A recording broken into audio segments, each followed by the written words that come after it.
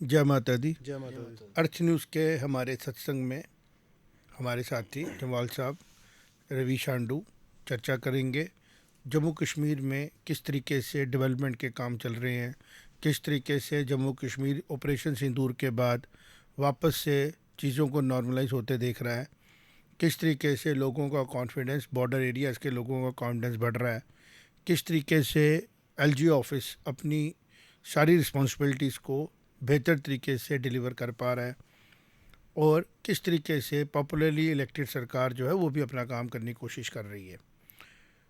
Headlines को देखते हुए उमर अब्दुल्ला साहब के तरफ से बड़े देर के बाद एजुकेशन को लेके एक स्टेटमेंट्स आई जिन्होंने उन्होंने कहा कि एनईपी जो है एक बड़ा विजनरी डॉक्यूमेंट है और इसकी इम्प्लीमेंटेशन के बाद चीज़ें जो हैं ग्राउंड पे बदलेंगी। ये सब डेवलपमेंट की निशानी है और साथ ही साथ जिस तरीके से एलजी साहब ने विक्टिम्स के लिए एक पोर्टल बनाया, उस पोर्टल की भी रिएक्शनें ग्राउंड से पॉजिटिव आने के साथ साथ डिमांड्स भी आ रही हैं और वो डिमांड्स अर्थ न्यूज़ जो है अपने रिमोट में जो भेजेगी हमारी टीमें हैं वहाँ से अर्थ न्यूज़ की टीमें लोगों से मिल रही हैं ताकि एलजी साहब तक, एलजी ऑफिस तक वो डिमांड्स भी पहुँचे। बहुत लोग इसको अप्रिशिएट कर रहे हैं। जो लोग टेररिज्म के विक्टिम्स हैं उसमें कश्मीरी पंडित्स भी हैं, उसमें नॉन कश्मीरी पंडित्स भी हैं, उसमें हर रिलीजन के लोग हैं, हिंदू, मुस्लिम, सिख सभी लोग हैं जो टेररिज्म के विक्टिम्स थे, लेकिन उनकी सुनवाई उस हिसाब से नहीं हो पा रही थी क्योंकि टेररिज्म को तो पहले टेररिज्म बोलने में ही टाइम लग गया था। रवि शाह मेरे से सहमत होंगे कि काफ़ी देर तक इसको मिलिटेंट्स कहा गया और हम बड़े हैरान होते थे कि ऐसा क्या हुआ कि पंजाब का टेररिस्ट था और वही जब रिपोर्ट हो रहा था, जब हम छोटे थे तो अखबारों में इसको लिखा जाता था मिलिटेंट्स से टोटली अलग होते हैं। They are not militants, they are terrorist. ये मिलिटेंट वर्ड ही नहीं आया था। तो अर्थ न्यूज़ उन अखबारों में आती है जिसने पहले से इसको टेररिज्म को टेररिज्म ही कहा और अब तो काफ़ी लोग इसको टेररिज्म कहते हैं, क्लियर होते हैं। और चीज़ें बदली, स्ट्रेटजिकली समझा गया। जम्मू कश्मीर को एक टाइम में बोला जाता था कि लद्दाख को कि ये क्या, वहाँ तो कुछ होता ही नहीं है। 1962 की जब जंग हुई तो उसमें एक मूवीज़ में आता है ना कि हमारे लीडर्स ने बोला था कि चाइना जहाँ पे अटैक कर रहा है, अच्छा पार्लियामेंट में ये ऑफिशियली, उधर तो होता ही कुछ नहीं है। तो जोग्राफिकल जो उसकी इंपॉर्टेंस थी उसके बारे में सेंटर को उतनी क्लैरिटी नहीं थी और उसका खमियाजा क्या भुगता कि आज जितना भी लॉस हम लोग इस एरिया में ले रहे हैं, जो रेवेन्यू नहीं आया वो सारा इसलिए आया कि इंपॉर्टेंस नहीं थी। लेकिन अब अवेयरनेस है, अच्छे तरीके से लोग बात कर पा रहे हैं, हम एजुकेशन से हैं, 10 काम करते हैं और अवेयर्ड हैं, लेकिन फिर भी हम लोग कंट्रीब्यूट कर पा रहे हैं। इसलिए आज तक वो भी कहते हैं इंडिया में अब 150 करोड़ जर्नलिस्ट है। सही बोलते हैं, हर कैमरा, हर मोबाइल सबके पास है, बात करते हैं और अपने ड्राइंग रूम में बैठ के आप एक नेशनल लेवल पे बात कर सकते हो और सिग्निफिकेंट बातें जो है कहीं से भी आ सकती हैं। तो हम देख रहे थे कि किस तरीके से टर्मोइल से मनोज सिन्हा जी ने, एक यूटी बनने के बाद लोगों के अंदर एक एंग्जाइटी थी, लोग स्टेट्स के समझते थे चीज़ों को। एलजी ऑफिस ने किस तरीके से आहिस्ता आहिस्ता चीज़ों को पकड़ा। इनिशियल लेवल पे उनको चीज़ें समझ में आने में टाइम भी लगता है, लेकिन स्टेप्स आहिस्ता आहिस्ता लिए गए। कल हम गए थे तवी आरती में, मैं उधर प्रेजेंट था, मैंने देखा तवी आरती एक सिंबॉलिक है जम्मू के रिच रिलीजियस सनातन कल्चर का। Jammu is known for city of temples, तो ये क्रेडिट हम एलजी ऑफिस को ही देंगे। किस तरीके से उन्होंने सिटी ऑफ टेम्पल्स को जिसको बोलता है रीविजिट करने के लिए मजबूर किया टूरिस्ट को कि अगर आप जम्मू में आ रहे हैं तो आप एक सनातन की कल्चर को देखेंगे। हम वहाँ देख रहे थे घाट बनाए गए हैं बड़े अच्छे तरीके से। स्मार्ट सिटी का ये प्रोजेक्ट है। इनिशियल स्टेज पे लगता है कि चीज़ें क्या हो रही हैं क्योंकि लोकली इसमें ज़्यादा लोग इन्वॉल्व नहीं होते हैं, कंपनीज बाहर से आती हैं, एक लोकल कॉन्ट्रैक्टर्स के मन में बुराई भी लगती है। लेकिन लॉन्ग टर्म में जब देखते हैं कि बेनिफिट किसको हो रहा है, अब वहाँ पे हम देख रहे थे कि इवनिंग में शाम को हर आदमी इकोनॉमिकल एक्टिविटीज़ में इन्वॉल्व हो रहा है। आहिस्ता आहिस्ता वहाँ शॉप्स बन जाएंगी, आहिस्ता आहिस्ता विजिटिंग शुरू हो जाएगी, लोग शाम को निकल पा रहे हैं, लोकल लोग वहाँ जा रहे हैं। एक तो जम्मू का व्यू बड़ा खूबसूरत दिख रहा है वहाँ से। एक तरफ सामने दिखता है हमारे को स्टेडियम, इस तरफ दिखते हैं यूपीएससी की बिल्डिंग दिखती है, सॉरी जेकेपीएससी की बिल्डिंग, सुपर स्पेशलिटी की बिल्डिंग, इस साइड दिखता है तो ओल्ड गुनाब बाजार दिखता है वहाँ से। और दोनों साइड पे जब हम विस्तार देखते हैं शहर का तो एक पॉजिटिव फीलिंग आती है कि जम्मू ने पिछले 5 सालों में वाकई में बहुत ज़्यादा ग्रो किया। और कश्मीर की तरफ से, कश्मीर वाले बात करते हैं, हम कश्मीर में भी जब देखते हैं तो टूरिज़्म बढ़ने का मतलब ये है कि चीज़ें बड़ी हैं। तो जो मनोज सिन्हा जी का ऑफिस है, एलजी ऑफिस, अगर हम बात करें तो ज़्यादा कनेक्टेड लग रहा है पब्लिक के साथ। जिस तरीके से हमने देखा कि जो टेरर विक्टिम्स का पोर्टल बनाया गया हेल्प के लिए, हम उधर से इसको डिकोड करना शुरू करते हैं। और दूसरा, हर एक इवेंट पे कमेंट आना, बात होना, और साथ ही साथ जो उन्होंने सिक्योरिटी को लेके कुछ चीज़ें ट्रांसफॉर्म करने की कोशिश की, वो भी अप्रिशिएबल है कि किस तरीके से उन्होंने अमरनाथ यात्रा को री स्ट्रेंथनिंग करने के बाद आज हेडलाइन न्यूज़ थी कि 97% लोग सेटिस्फाइड है सर्विसेज के साथ। ये बड़ी बात होती है। दूसरी बात कि लोग कन्विंस हो सके कि हम लोग जाएंगे। पहलगाम के बाद पहलगाम में ही जाना था, क्योंकि रास्ता अमरनाथ का पहलगाम से और डवालटल से होता है, तो वहाँ पे अब 3.5 लाख पौने 4 लाख यात्रा तो हम क्रॉस कर चुके हैं, और बड़े देर मुझे उम्मीद है कि it will cross the number last year visited. Reason उसका ये है कि जो लोग जम्मू कश्मीर को देख रहे थे उसमें लीडरशिप का भी रोल है, सेंटर का भी रोल है, होम मिनिस्ट्री का भी रोल है, और इन सबका रोल पॉजिटिव है, तभी जाके लोग आए, और अरेंजमेंट हम देख रहे हैं बहुत अच्छे हैं। इन सब के बीच में जो हम बार बार बात कहते हैं कि नॉर्मलसी में जो अनफिनिश्ड एजेंडा है वो है कश्मीरी पंडितों की सेटलमेंट का। मुझे लगता है इसके ऊपर भी एलजी साहब कुछ डेवलपमेंट हो रही है। एलजी ऑफिस की तरफ से पहले तो आया कि जो लैंड इंक्रोच्ड हैं by terrorism during the terrorism, वो भी इस पोर्टल से हेल्प किए जा सकते हैं। क्या कश्मीरी पंडित भी इस पोर्टल जाके बोल सकते हैं कि हम टेररिज्म का शिकार हैं और हमारी लैंड इंक्रोच की गई? क्या इस पोर्टल में वो रीजनिंग है? आपने देखा एक डेडिकेटेड पोर्टल एक अलग से बनाया गया था जिसमें करीबन 600 650 एप्लीकेशंस गई थी। इससे पहले हुआ है वो, तो एक एक्ट पास किया गया था हमारी असेंबली में 1996 में, जिसमें जो अगर कम दामों पे माइग्रेंट ने प्रॉपर्टी बेची है तो उसको प्रावधान था कि ये किसने शुरू किया था और प्रेजेंट सरकार ने कैसे उसको स्ट्रेंथन किया? ये पीएल हंडू होते थे उस टाइम लॉ मिनिस्टर, उन्होंने ये बिल पेश किया था, डिस्ट्रेस प्रॉपर्टी। प्रॉपर्टी। लेकिन डिस्ट्रेस प्रॉपर्टी और जो टेररिज्म के बीच में जो लोग एंक्रोच किए गए इस पोर्टल में, और उसमें क्या डिफरेंस है? देखिए डिस्ट्रेस सेल, क्योंकि इस पोर्टल में लिखा गया है ना कि मैं इसको ध्यान से देखने की कोशिश कर रहा था कि अगर आप टेरर के विक्टिम हैं, चाहे आपकी जान गई है, चाहे आपके नियर एंड डियर्स को लॉस हुआ है, उसके लिए भी आप कॉम्पनसेशन के लिए गवर्नमेंट की तरफ जा सकते हैं। गवर्नमेंट सपोर्ट करेगी और डायरेक्ट आएगी। अगर एफआईआर नहीं लगी है और या टेररिज्म का टेरर दिखा के आपकी प्रॉपर्टीज़ को छीना गया है, distress value sale is something else. ये कुछ और है कि वेपन की वजह से डरा के ज़मीन ले ली जाए। मुझे लगता है ये पहाड़ों पे काफ़ी ज़मीनें ऐसी होंगी जहाँ पे आम आदमी पहुँच नहीं पाता है, लेकिन अब स्मार्टफोन सबके पास है।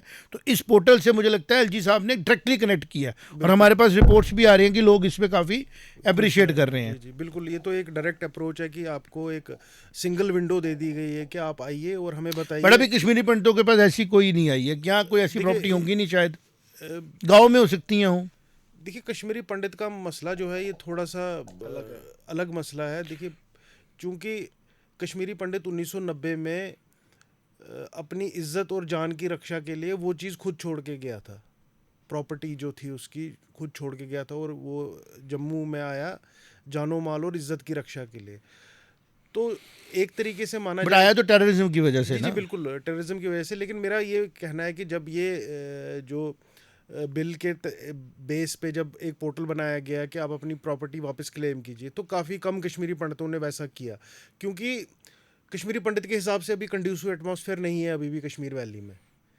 आपने चीज़ें गिनाई, बिल्कुल सही चीज़ें गिनाई, डेवलपमेंट फ्रंट पे बहुत बढ़िया काम हुआ है। मतलब कश्मीरी पंडित 2-4-10 दिन के लिए जा रहा है, हाँ, खीर भवानी टेम्पल में भी जा रहा है, फंक्शंस भी कर रहा है, प्रोटेस्ट भी कर रहा है। हमने कुछ दिनों देखा पल्स हॉस्पिटल को लेके भी कोई वहाँ पे चल रही थी। पल्स क्या नाम था उसका? नहीं, प्राग हॉस्पिटल को लेके कि वो लैंड मंदिरों की थी, दी गई, वहाँ पे प्रोटेस्ट भी कर रहा है। वो कुछ वहाँ के लोग हैं जो कश्मीरी पंडित वहीं पे बसे हुए हैं कुछ, बट है ना, मतलब ये नहीं कह सकते हम कि टोटली जो चीज़ें नहीं हैं, but Aahista Aahista majority of 99.9% जो उन फ्लैट्स का क्या हुआ जो फ्लैट्स कश्मीर पंडितों के लिए बनाए गए थे? हम कश्मीर जाते हैं, स्टार्टिंग में आते हैं, क्या वो लोगों ने रहना शुरू किया वहाँ पे? वहाँ पे रह रहे हैं, लेकिन वो अभी भी कम है, क्योंकि 6000 की रिक्वायरमेंट थी, 6000 एम्प्लॉयज़ के लिए जो गवर्नमेंट एम्प्लॉयज़ लगे हैं पैकेज के थ्रू, उनके लिए वो खासतौर से बनाए गए। हम इस पैकेज को भी हम रिव्यू करना चाहेंगे कि पैकेज का असर हुआ। उस पैकेज के लोगों को भी अभी करीबन, मेरा जो डेटा मेरे पास है, 2 से 2500 लोग ही हैं जिनको अभी तक फ्लैट मिल पाए हैं। तो श्रीनगर 6000 लोग वहाँ पे लगभग गए हैं जिन्होंने पैकेज में नौकरियाँ की। अब वो कश्मीर के अंदर ही रह के अपनी फैमिलीज के साथ वहाँ रह रहे हैं और नौकरियाँ कर रहे हैं। जी जी, मतलब गवर्नमेंट की मंशा तो है ना सीरियसली कि वापस लाया जाए, और लोकल्स भी वहाँ पे हम ये मान के चलें काफ़ी हद तक अब आहिस्ता आहिस्ता उस जो लोग भूल ही गए थे कि कश्मीरी पंडित कम्युनिटी थी भी यहाँ पे, जो 90s के बाद की जनरेशन, उनके लिए डिफ़िकल्ट लगता होगा कि ये लोग कौन है, इनका कल्चर डिफरेंट है, लेकिन आहिस्ता आहिस्ता चीज़ें रिवाइव हो रही हैं ग्राउंड पे। और इसमें काफ़ी हद तक सपोर्ट मुझे लगता है 370 टूटने का भी बेनिफिट हुआ। अगर 370 ब्रेक नहीं की जाती, गवर्नमेंट इस तरीके से सख्ती से टेररिज्म के खिलाफ एक्शन नहीं लेती। मेरा मानना तब भी यही था कि 370 जैसा आर्टिकल अपने कॉन्स्टिट्यूशन में डाल के इंडियन स्टेट जो थी वो खुद बोलती थी कि कश्मीर में कोई प्रॉब्लम है। हाँ, इसके ऊपर बात करेंगे हम। इस पहले जमाल साहब के पास जाते हैं। जमाल साहब, आपने देखा जम्मू में जो कश्मीरी पंडित लोग आके रह रहे थे, अब अगर 6000 लोग यहाँ से वापस गए हैं तो ये खुद में एक पॉजिटिव साइन है कि नौकरियाँ वहाँ हो रही हैं। बिल्कुल। और बिजनेस करने भी लोग वहाँ जा रहे हैं, कुछ लोग वहाँ पे टूरिज्म में भी इन्वॉल्व हो रहे हैं। बिल्कुल हो रहे हैं। ये सेंट्रल गवर्नमेंट की सरकार ने और स्टेट गवर्नमेंट ने जो ये डिसीजन लिया, बड़ा अच्छा लिया। और जो जैसे रवीश जी ने बताया कि पैकेज के जो उनको जॉब्स मिली वहाँ पे, परेश जैसे वो पहले रहते थे, अब जो 90s के दौर में वैसे लोग जो रहते हैं उनके लिए वो सोचना पॉसिबल नहीं है। लेकिन जो न्यू जनरेशन है उसके लिए थोड़ा सा स्मूथ है कि उन्होंने वो मतलब दुख और कष्ट नहीं देखा। लेकिन गवर्नमेंट की तरफ से जो हुआ, जो फ्लैट्स दिए गए, जहाँ वो जॉब्स दी गई, वो इन जख्मों में एक थोड़ी सी मरहम लगाने का काम उन्होंने किया। और इस सरकार ने जो हमारी सेंटर की गवर्नमेंट और स्टेट की गवर्नमेंट है, उसने कश्मीर, अब ये जो एक दुखी जहाँ मतलब ऐसा कार्यताना हरकत की उन्होंने पहलगाम के, इससे पहले आप लोग भी गए थे, हम भी गए थे, और भी जाते रहते। कश्मीर के लोग जो जाते हैं वहाँ पे टूरिस्ट के साथ साथ लोकल भी कश्मीरी पंडित भी वहाँ खुश हैं। अब 100% नहीं है लेकिन पहले से बड़ा बेहतर है। और वहाँ मार्केट भी रात को 9, 10, 11 बजे तक खुली रहती है, ऐसा नहीं है कि नहीं। हाँ, Kashmir Jammu is integral part of India और बड़ा अच्छे तरीके से दिया जा रहा है। डोडा भद्रवाह जहाँ ये पीर पंचाल के जो लोग माइग्रेंट हुए थे, उनकी सिचुएशन थोड़ी और थी। दोनों को दुख एक बराबर था। एक आदमी को हाथ में चोट आई, एक को पैर में आई। जो उसका दर्द है वो तो दिल में और दिमाग में दोनों को बराबर है, लेकिन एक थोड़ा सा दोनों का अलग है कि कश्मीरी पंडित थोड़े समझदार थे। इवन कश्मीरी सिख्स जो है वो भी हम देख रहे हैं, रजब भाई हमारे मित्र है, दोस्त है, जो वो भी जम्मू कश्मीर में आके ना थोड़ा सा फील करते हैं कि जिस तरीके से वो फाइट किए थे, वो इमीडिएट माइग्रेट नहीं किए थे, लेकिन उन्हें सेकंड अपना वो जो घर है वो जम्मू में, जहाँ पंजाब में उन्हें बना लिया था। मैं आप जो बात कर रहे हैं डोडा भद्रवाह वालों की, जहाँ ये पुंछ रजौरी, वो अभी भी सोच रहे हैं कि हमें उतना बेनिफिट नहीं मिला, पोर्टल से इनको बेनिफिट मिलेगा। हाँ, अभी जो उन्होंने एलजी साहब ने जो पोर्टल किया उससे बड़ा अच्छा बेनिफिट मिलेगा। पहले था कि बाबू के चक्कर में एप्लीकेशन दी, पहुंची नहीं पहुंची। हाँ, एक बात अब आपने अच्छी छेड़ी जमाल साहब, आपने बात अच्छी छेड़ी कि जो गवर्नेंस को लेके डिजिटल का मॉडल रवीश बनाया गवर्नमेंट ने, सेंट्रल गवर्नमेंट, अब हम पब्लिक से डील करते हैं, हमारे पास केसेस आते हैं, हम देखते हैं काफ़ी लोग पीछे अभी भी कह रहे हैं कि जो ऑफिसर्स ऑन ग्राउंड हैं वो फेयर की वजह से ना चीज़ें स्लो चलाते हैं, या पावर्स उनको कम मिली, ऐसा तो नहीं लगता, पावर्स हैं, बट कुछ लगता है कि मतलब आपने जो चीज़ें सिंप्लीफाई करनी चाहिए। जिस तरीके से प्रधानमंत्री मोदी जी ने कहा था कि इंडिया में फाइलिंग जो है वो बड़ी कॉम्प्लेक्स की गई है, और शायद रद्दी भी बड़ी ज़्यादा उन्होंने इकट्ठी की हुई है कि जो फाइलें कमरों के कमरे भरे पड़े हैं, किसके लिए रखना है वो रिकॉर्डर नेसेसरी।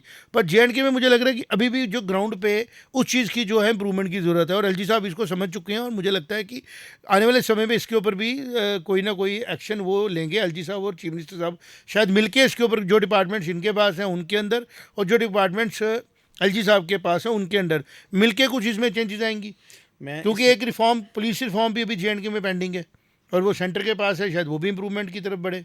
सेंट्रल गवर्नमेंट ने, जैसे आपने कहा, और स्टेट गवर्नमेंट ने जो पेपर का काम था उसको हल्का करके ऑनलाइन सिस्टम किया, पहले से बड़ा उसको फ़र्क मिला। मैं कह भी देता हूँ, शायद कईयों को मेरी बात बड़ी बुरी लगे, कुछ डिपार्टमेंट ऐसे हैं वो हर साल किसी ना किसी जो लोग उनसे काम करवाने जाते हैं उनका पेपर वर्क है, ये फ़ाइल है जी, जब नेक्स्ट ईयर वो जाते हैं जी आपको हमने फ़ाइल दी थी, कहते वो चली गई, आप अपनी लेके आओ। वो प्रॉब्लम किसी हद तक मतलब एक किस्म का ना नेगेटिविटी है नीचे रविश, नीचे के लोगों के अंदर, कि शायद जो काम कराने आ रहा है वो गलत ही है। बिल्कुल, मतलब उसको देखना ही उस नज़र से है कि ये गलत है। कैसे गलत हो सकता है? अगर कोई इंसान अपनी लैंड बेचना चाहता है, कोई लैंड खरीदना चाहता है, अगर कोई घर बनाना चाहता है, अगर वो घर बना रहा है, तो ये डेवलपमेंट इसी से देखी जाती है। उसके बीच में उसको ऐसे डराना कि शायद ये कोई पैसा हवाला का ही ला के बिल्डिंग बना रहा है, तो ये कोई अप्रोच पॉजिटिव नहीं है। व्हाट डू यू से रविश? मैं रवीश जी की जगह मैं रवीश जी की जगह इसका एक आंसर दूंगा। जो हम लोग जहाँ हमारी पेपर में आके बड़े लोगों ने ये कहा जी हमारा ये मुद्दा रखें बड़े दिनों से, लेकिन वो इस मुद्दे पे नहीं हम लोग आए। जैसे हमारे सिटी में, ओल्ड सिटी में लोगों के घर हैं, गांधीनगर में घर हैं। अब एक बंदे ने घर बनाया 1970 में, 1980 में, 60 में बनाया, क्या उसको रेनोवेशन के लिए परमिशन चाहिए?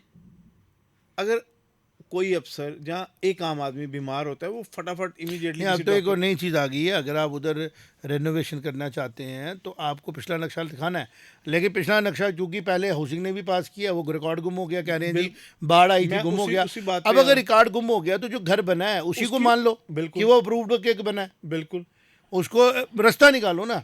आपके अफसरों ने जब उसको वो घर बनने दिया, दैट एक परसेप्शन है कि जो माइंडसेट लीडर्स का है, क्योंकि ये लीडर्स जो होते हैं ये आते हैं पब्लिक से निकल के, जैसे एलजी साहब ने इलेक्शनें लड़ी, इनको दर्द पता है लोगों का, यहाँ पे आए, भारत के प्रधानमंत्री जी ने, होम मिनिस्टर ने इन पे ट्रस्ट किया और कहा कि आप जम्मू कश्मीर में जाओ और जो आपका एक्सपीरियंस है उससे आप जम्मू कश्मीर को बिल्ड करो। ठीक है, मुझे कुछ लोग सुना रहे थे कि मुर्मू साहब ने भी कुछ डिसीजन बड़े स्ट्रांग लिए हुए थे, किसी वजह से वो चले गए, वो दूरे रह गए, लेकिन काफ़ी डिसीजन ऐसे लिए गए थे मुर्मू साहब की वजह से, जिससे चीज़ें बहुत ज़्यादा स्मूथ हो जानी थी, चाहे वो लैंड को ट्रांसफ़र को लेके मसला हो, चाहे चीज़ों को लेके कुछ और कारण थे। लेकिन अब मुझे लगता है जो एलजी साहब के आगे का जो ब्लूप्रिंट है, जो हमने कहा, वो मुझे लगता है सिविल इशूज़ के ऊपर सिक्योरिटी के साथ ज़्यादा फोकस करने वाला है। आप क्या कहते हो रविश? जी बिल्कुल, वो डेवलपमेंट और सिविल इश्यूज़ के ऊपर। जी बिल्कुल, देखिए होने क्या वाला है अभी, जब मेरा बार बार ये कहना है कि ये जब रोड बनेगी, जो हाईवे बन रहा है अभी, और जो बाकी रोड्स का काम लगा हुआ है जम्मू शहर की, जैसे हम बात करते हैं, तो इसके बाद तो एक तस्वीर सी बदल जाएगी। देखिए होता क्या है कि आज की डेट में अगर हमारे आपके एम्प्लॉयज़ हैं इतने सारे, फॉर एग्जांपल कच्ची छावनी में एम्प्लॉय बड़ी ब्रह्मणा से आ रहा है, तो आज के दिन उसको 1 घंटा लगता है, वो आके फिर उस तरीके से काम भी नहीं कर पाता, जाने में 1 घंटा लगता है, तो आने वाले समय में वो 15 मिनट में ट्रैवल कर पाएगा। तो जो ओवरऑल एफिशिएंसी होती है शहर की, वर्क पावर की, वो बढ़ेगी। और उसके बाद क्या होता है कि बाहर का आदमी रहना पसंद करता है। तो ये चीज़ें अभी आने वाली है, अगले 2-3 साल में हम देखेंगे कि ये जो IIM, IIT, एम्स बनना, रोड्स बननी, ट्रेन कश्मीर तक जानी, इनका जो इम्पैक्ट है वो आने वाले 2-3 साल में हमें दिखेगा। और ये एक मैसिव, मैं कहूँगा क्वांटम जंप होगा इंडस्ट्री के लिए, खास तौर से जम्मू की इंडस्ट्री के लिए। और ये जम्मू से जो कठुआ तक जो बेल्ट है, जो इसके बीच में जो इंडस्ट्रियल पोटेंशियल है, इसके लिए एक बून होगा ये सारा हाईवे और ये सारा इंफ्रास्ट्रक्चर। तो आने वाले दिनों में इसमें कोई शक नहीं है कि जो सिविल फ्रंट पे हम काफ़ी ज़्यादा तेज़ी से डेवलपमेंट देख पाएंगे। राजा भैया ने अच्छे पॉइंट्स पे पिकअप किए कि जो लोगों की ग्राउंड पे प्रॉब्लम्स हैं उनको सिंपलीफाइड तरीके से सॉल्व करने की ज़रूरत है, और मुझे लगता है एलजी साहब तक हमारी बात पहुंचेगी और लोगों की बात पहुंचेगी और पहुंच भी रही है। अब इस सब के बीच में जो अटकलें चल रही हैं, पूरे सोशल मीडिया में भरा पड़ा हुआ है कि भाई कुछ बड़ा होने वाला है, हम भी कह रहे हैं क्या बड़ा होने वाला है। मेरा ये एनालिसिस है, जो सिचुएशन हम देख पा रहे हैं, कि शायद जम्मू कश्मीर को स्टेट का दर्जा दिया जाए और एलजी साहब जो हैं वो कंटिन्यू किए जाएं यहाँ पे as a first governor of Jammu Kashmir new state.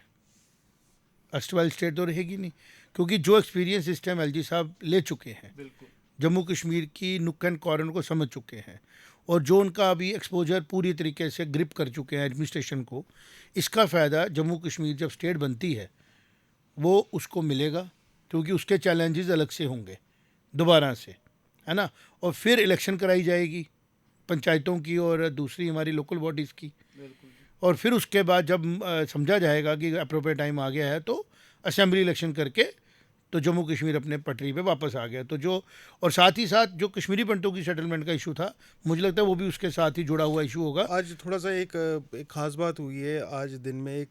हमारे एक MP हैं विवेक तनखा, राज्यसभा के MP हैं वो, कांग्रेस की तरफ से। तो उन्होंने 2022 में एक बिल पेश किया था, Kashmiri Pandit recourse restitution rehabilitation and resettlement bill 2022। इन्होंने एक बिल पेश किया था राज्यसभा में कि इसके ऊपर डिस्कशन किया जाए। तो आज एक लेटर इशू किया गया है राज्यसभा सेक्रेटरीट द्वारा कि इस बिल को हम पिकअप करेंगे, ये आपका बिल हमने एक्सेप्ट किया और इसमें इसका पिकअप करेंगे। बिल्कुल ठीक है, चाहे राइट बात, चाहे अपोजिशन की लोग करें, चाहे गवर्नमेंट के रोड के लोग करें, राइट बात मतलब कि राइट होती है। JNK की तरफ बात होने वाली है, ये एक तरीका रहेगा JNK की बात शुरू करने का राज्यसभा या काफ़ी हद तक तो जे.एंड.के की प्रॉब्लम्स अब लगभग सॉल्व हो गई। अब ये है कि वापस उसको जैसे कोई चीज़ थोड़ी देर के लिए आपने कंट्रोल में करनी होती है वो कर दी जाए।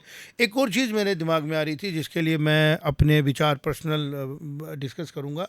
जो ये प्रोविजंस हैं स्पेशल स्टेटस इसके 1947 में ये रखे गए, समझ में आता है। बट अब ये जो स्टेटस इसकी प्रोविजनिंग है ना, ये देश के लिए बहुत अच्छी चीज़ नहीं है। रोड कनेक्टिविटीज़ हो चुकी हैं। जो रिजर्वेशंस है ना वो आप रखें सर्विसेज के लिए, जॉब्स के लिए रख लें, आप किसी और चीज़ के लिए रख लें जो जो डायरेक्टली बेनिफिशियरीज़ को देने सकती हैं। बट जो ये एक ही कंट्री के सिटीज़न एक पर्टिकुलर यूटी या स्टेट में जाके अपना घर नहीं बना सकते, रह नहीं सकते, ये जो प्रोविजनिंग है ना, इसको सेंटर को सख्त फैसला लेना पड़ेगा। नहीं तो जनरेशन्स आने वाली इन्हीं पॉलिटिकल मुद्दों के ऊपर कुछ लोग अपनी पॉलिटिक्स करते हैं और देश को तोड़ने में रोल प्ले करते हैं। ये एक सीरियस मैटर है, इसके ऊपर डिस्कशन होनी चाहिए, घर घर में होनी चाहिए कि क्यों नहीं कन्याकुमारी का आदमी कश्मीर में जाके क्यों नहीं रह सकता। और अगर JKUT में इन्होंने 15 साल के डोमिसाइल की प्रोविजन रखी, जिन भी कंपल्शन की वजह से ये रखा, मैं कह रहा हूँ आप जॉब्स में रखिए, लोकल्स के लिए, लोग वहाँ के पैदा हुए लोगों के लिए कंपटीशंस के अकॉर्डिंगली जितने रिजर्वेशंस हैं, कास्ट बेस्ड रिजर्वेशंस हैं, आप डेमोग्राफिक रिजर्वेशन रख लीजिए जॉब्स में। खाली जम्मू कश्मीर में क्यों, जहाँ पे जॉब ज़्यादा हैं, जैसे बॉम्बे है, बॉम्बे में ज़्यादा जॉब्स हैं, वहाँ रिजर्व कर दीजिए कि यहाँ से जम्मू कश्मीर के कुछ लोगों के लिए रिजर्वेशन है, मणिपुर के लोगों का रिजर्वेशन है, क्योंकि वहाँ पे अभी इंडस्ट्रियल डेवलपमेंट होने में टाइम लगेगा। वैसी रिजर्वेशनें देश को जोड़ती हैं। लेकिन जब आप ऐसी रिजर्वेशंस की एडवोकेसी की जाती है तो देश टूटता है, कोई भी देश हो। ये प्रॉब्लम अमेरिका में भी आना शुरू हो गई है, क्योंकि पॉलिटिकल आदमी वो होता है जिसको अपना इंटरेस्ट होता है कि मैं किसी तरीके से पब्लिक की कोई ऐसी बात करूं। अभी हमने देखा जम्मू में, छोटा सा इंसिडेंट डिस्कस कर लेते हैं।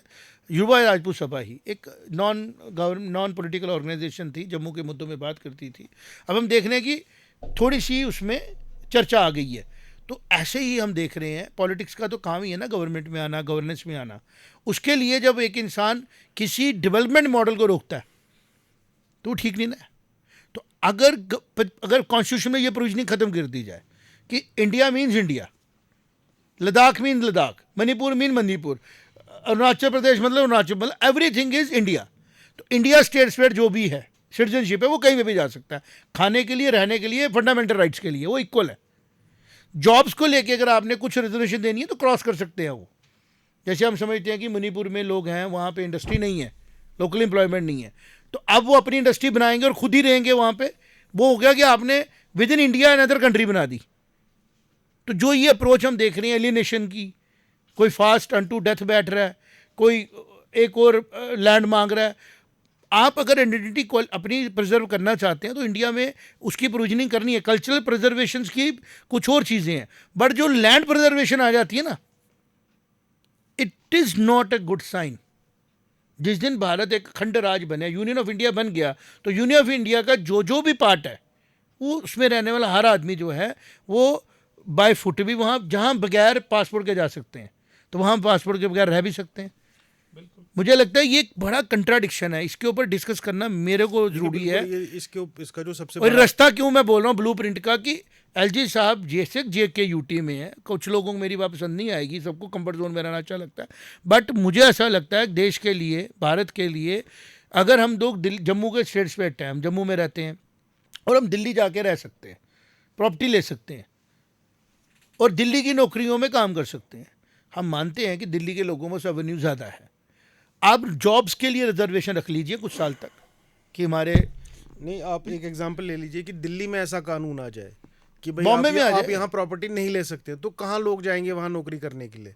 आदमी कैसे सोचेगा कि मैं यहाँ पे, मैं वही कह रहा हूँ ना, जो सच है वो देखते हैं। बॉम्बे, दिल्ली, अहमदाबाद, कलकत्ता, पहले कलकत्ता लोग जाते थे क्योंकि वो इंडस्ट्रियल हब बने थे, वहाँ पे गवर्नमेंट का भी थ्रस्ट था, वहाँ सेंटर है, ठीक है ना, वहाँ पे इकोनॉमिकल एक्टिविटी ज़्यादा है, तो लोग वहाँ जाते हैं, रहते हैं, वापस आते हैं। ऐसे ही अगर हम चाहते हैं पूरे देश में इकोनॉमिकल एक्टिविटीज़ हो तो वहाँ पे तो ग्रोथ करनी पड़ेगी ना। लेकिन जब वहाँ पे लोकल पॉलिटिशियन ऐसा कोई आ जाए जो फ्यूचर नहीं देखे, पेटी मतलब इमीडिएट बेनिफिट लेने के लिए वो देखे नहीं, अगर उसको कोई फेयर्स हैं उस पर डिबेट डिस्कशन करो। मैंने कहा ना कल्चरल रिजर्वेशन कर दो, हम जॉब्स रिजर्वेशंस कर सकते हैं कि यहाँ अगर फैक्ट्री बनेगी तो पहली प्रेफरेंस 100% में से जब हमारे लोकल वहाँ के स्किल्ड लोग अब्जॉर्ब हो जाएंगे, फिर जैसे कनाडा में होता है, जैसे फॉरेन कंट्रीज़ में है कि पहली जॉब निकलती है, आपको अपने सिटीजन्स लेने हैं, जब आपकी वो जॉब पूरी हो जाती है फिर आप 10 लोग 20 लोग इंडिया से मंगा सकते हो, पाकिस्तान से मंगा सकते हो, तो कंट्री कहती है ओके हम आपको बाहर से जॉब करने के लिए लोगों को लाने दे रहे हैं, यही तरीका है। तो वाई नॉट इन इंडिया।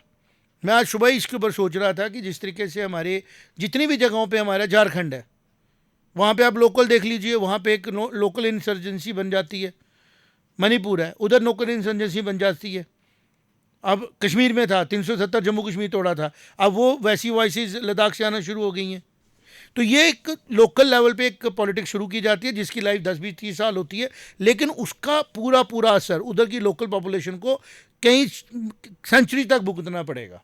बिल्कुल, जैसे जम्मू कश्मीर ने भुगता। अगर ये 370 नहीं होती तो आज यहाँ पे हमारे पास HMT थी ना, वहाँ पे श्रीनगर में, आज आ सकती है वापस। HMT से कितने लोग जॉब करते थे वहाँ पे कश्मीर में, मतलब पूरे देश की घड़ी, हिंदुस्तान की घड़ी कहाँ बनती थी? कश्मीर में।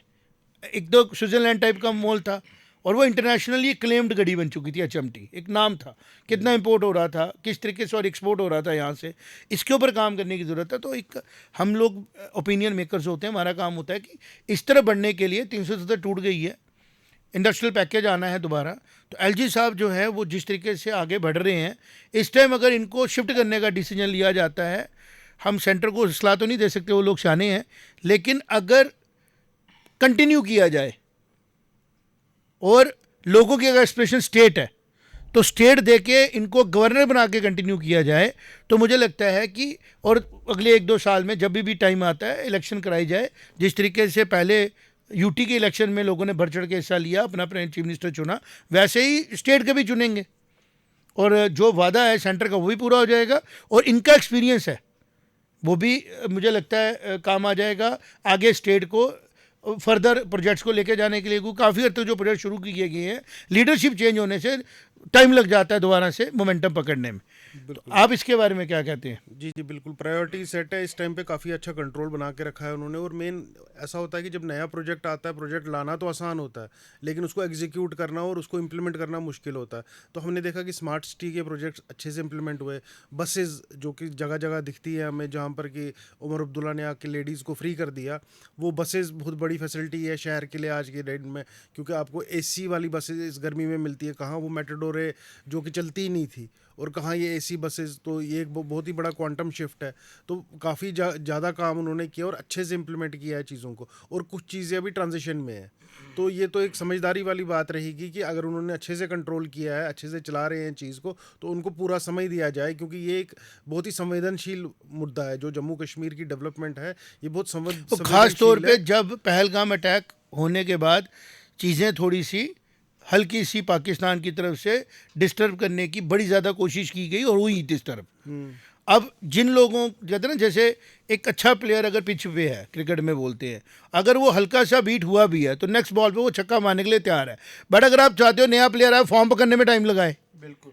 तो ये एक हम तो एक कॉमन मैन है, हम तो एक थिंकर्स हैं, बट हम सुजेस्ट ही कर सकते हैं कि जिस किस्म के हालात है जम्मू कश्मीर में, LG साहब जो है वो अगर कंटिन्यू करें और अगर स्टेट बनने के बाद कंटिन्यू करें एज अ गवर्नर, और जिस तरीके से इन्होंने, तो मुझे लगता है कि दिस विल बी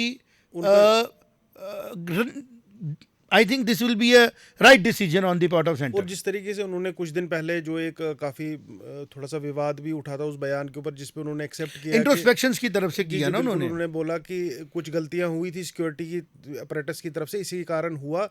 तो वो एक्सेप्ट करके फिर एश्योर करना कि अमरनाथ यात्रा जो है वो 100% सिक्योर्ड रहेगी। और अभी तक हम देख पा रहे हैं कि आगे भी सिक्योर रहेगी, काफी स्मूथ तरीके से चल रही है अमरनाथ यात्रा। खाली यात्रा नहीं, टूरिस्ट भी गया वहाँ पे, पहलगाम में भी कमरे लगे हैं, तो समझते हर हैं जगह जिम्मेदारी, अपनी जिम्मेदारी समझते और बखूबी निभा रहे हैं इस टाइम पे।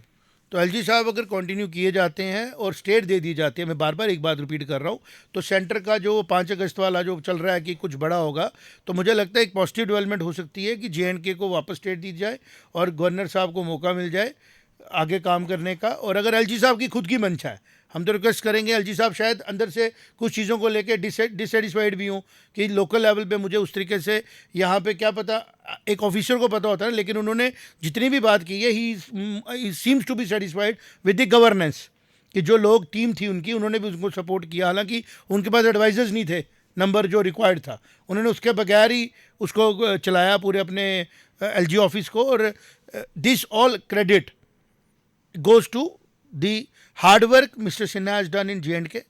और अगर एलजी के तौर पे भी कंटिन्यू किया जा सकता है, प्रोविजनिंग है, तो he should be given an extension. और अगर ज़्यादा गवर्नमेंट चाहती है कि जो कमिटमेंट्स पे जिस तरह बोलते हैं कि what we mean we have to say we mean, तो स्टेट दे दी जाए और let him be elevated as a governor of J&K state. तो मिलते हैं आपके साथ, सत्संग में चर्चा करेंगे। उम्मीद है जिस तरीके की हम चर्चा करते हैं सादे तरीके से करते हैं, ताकि हम लोग आपसे कम्युनिकेट कर सकें और पॉजिटिविटी के साथ चीज़ों को आगे लेके जा सकें। Thank you very much. जय माता दी। जय माता।